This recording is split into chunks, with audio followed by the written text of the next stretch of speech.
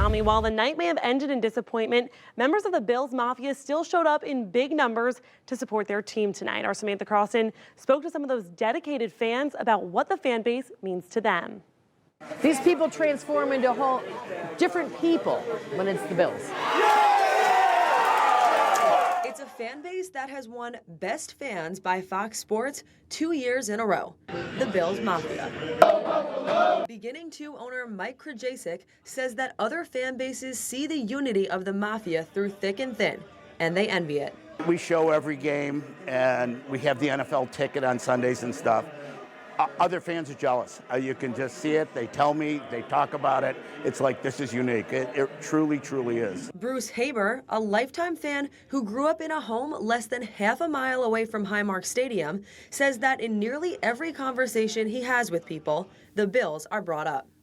It's just growing up, like, right in the city of Buffalo. Everyone is so crazy about the Bills. It's such a... It pretty much sweeps you off your feet how big of a deal the Bills are in Buffalo. And while the Mafia is known for raunchy pregame rituals and their willingness to show up even in frigid temperatures, Haber says the Mafia's reach extends beyond the football field. And it's definitely a lot more than breaking tables and taking shots out of bowling balls and stuff like that. We really do what we possibly can do to give back to everyone around us. The Mafia's other notable quality, their dedication to stick beside the Bills through various forms of heartbreak. The proximity and the anguish and the agony we've gone through for years and years, 15 years to find a new quarterback, just, you know, and the Bills Mafia has stuck with it, and people see that, and as they're getting successful, they're joining the bandwagon. And nobody circles the wagon like the Buffalo Bills. And to answer the question of how it felt in this bar tonight, there was camaraderie, there was unity, and there was all-around love for the Bills. And that's what the Bills Mafia fan base is all about. This week, Mayor Ben Walsh only mentioning Police Chief Kenton Buckner once in his State of the City speech. He praised the chief in a way that could catch the attention of other communities looking for a new leader.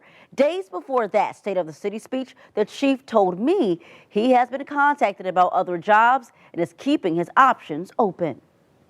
It is quite possible Mayor Ben Walsh will be searching for a new police chief before his time as mayor comes to an end. His nationwide search in 2018 led him to Kenton Buckner. Since World War II, the average length of service for Syracuse police chiefs is 4 years. Buckner is months into his 4th year. People are curious. Do you plan to stay in Syracuse, or do you plan to seek ventures elsewhere outside of Syracuse? Well, this is one of the things that every chief is asked often in the job. As a chief of police who is obviously proven that I'm willing to move. I receive opportunities or things that are presented to me multiple times throughout a year that of my interest. As anyone who works in this position, I'll always view that and look to see what I believe is in the best interest of me and my family. And if something strikes me of interest that I want to pursue, I would do that because that's how I got here. After 21 years with the Louisville Police Department, Kenton Buckner was chosen as the chief in Little Rock, Arkansas in 2014. 4 years later, he came to Syracuse. And in those 4 years, he says it's his relationship with his boss, Mayor Ben Walsh, that has him staying here for now. I'm very happy in the city of Syracuse, very appreciative of the opportunities that the mayor has given me and the support that I have. There are a lot of challenges that chiefs have, but there are some challenges that I don't have because of the support that I have from the mayor and deputy mayor, from a resource standpoint, from a public support standpoint. We don't have those kinds of issues, and I'm thankful for that. The mayor released this statement in response to my interview saying, quote, Chief Buckner is committed to his work in Syracuse. No one can predict what might happen, end quote. The mayor also telling me tonight that while crime is down, he wants to see improved community relations and a lower crime rate under Chief Buckner. In the days ahead, more news from my exclusive interview that could impact the city's future. Joining us this morning is Lieutenant Malinowski. Good morning, Lieutenant. You wanted to say sergeant, didn't you? Almost, but I had to recognize that you are promoted. It's really hard for me to go from sergeant to lieutenant, but you deserve for me to call you the right title. So again, congratulations. Thank you. And I have to also say thank you to you, because I think you definitely contributed to it. So thank you. And this topic this week, Syracuse Police, they were in the hot seat in regards to cameras being at that Blue Star gas station. It was the first homicide of this year. We have sound from county legislators, employees of that gas station, as well as Syracuse Police representatives. And I want you to take a listen to all of that this morning. My dream situation would be to go back months, have cameras installed, and not have a young man dead right now. But of course, that's a fantasy. A lot of shot here, always. We call somebody, you contact the police. We want with camera in the street. Assemblywoman Pam Hunter is totally correct. She has approached us on this intersection, as well as multiple other intersections. And we are working on a priority list, one at a time, depending on when they came in.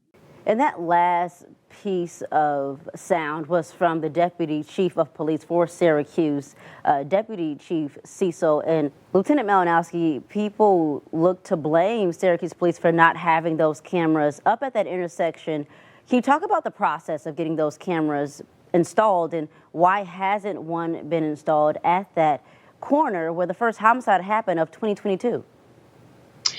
Yeah, so I'd first like to acknowledge the loss of life. Obviously, it's tragic, happens far too often in our community, and it's unfortunate to see.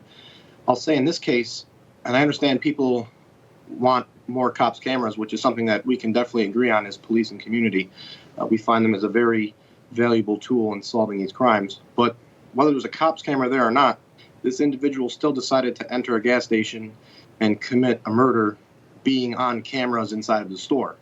So even though the cameras are a great tool, a lot of crimes occur in this city in front of these cameras that have a big blue flashing light. So it's not an end-all be-all, and it's a part of a system of tools that we use to investigate crime. So whether that's ShotSpotter, the cameras, witnesses, proactive patrols, but it's part of a whole system.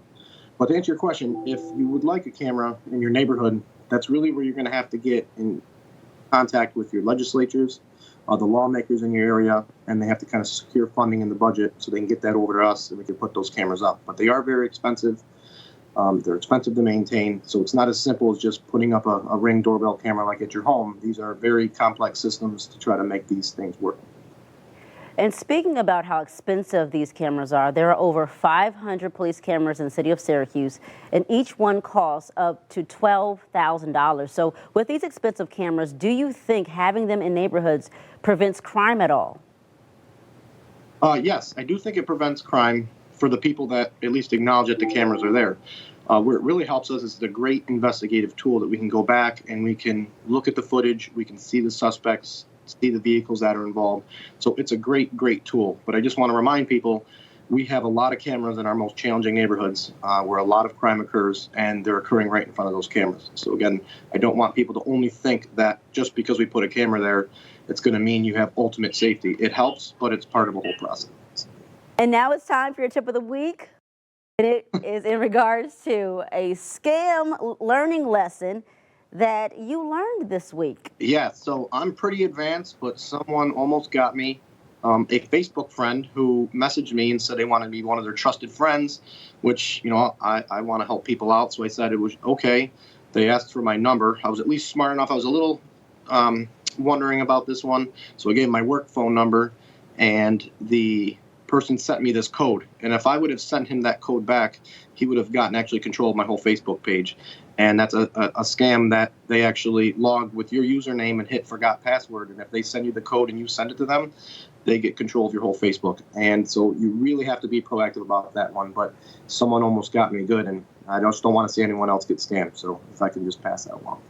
Thank you for being so honest about that. Malinowski 1, scammer 0. So good job with that. Yes, of course.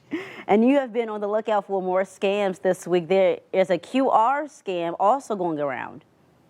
Yeah, that's another one. Again, I'm going to try to help prevent these scammers from winning. So these QR codes, we see them on menus, gas stations, and other types of facilities. So the one thing people are doing now is the scammers are putting a sticker that looks like a QR code, but it's not the one that's designed to be on the menu or the map or whatever it is. And it's actually taking you to their website. So when you go to pay for your meal or you go to buy some sort of service, that QR code is actually going to be linked to the scammer's bank account. So really make sure if you're scanning the QR reader, it's going to like that restaurant's menu and not some goofy website that they're going to be able to steal money from you. So always got to be hypervigilant when you're trying to prevent being the victim of a crime. Pretty useful tips of the week this morning. Thank you so much, Lieutenant Malinowski.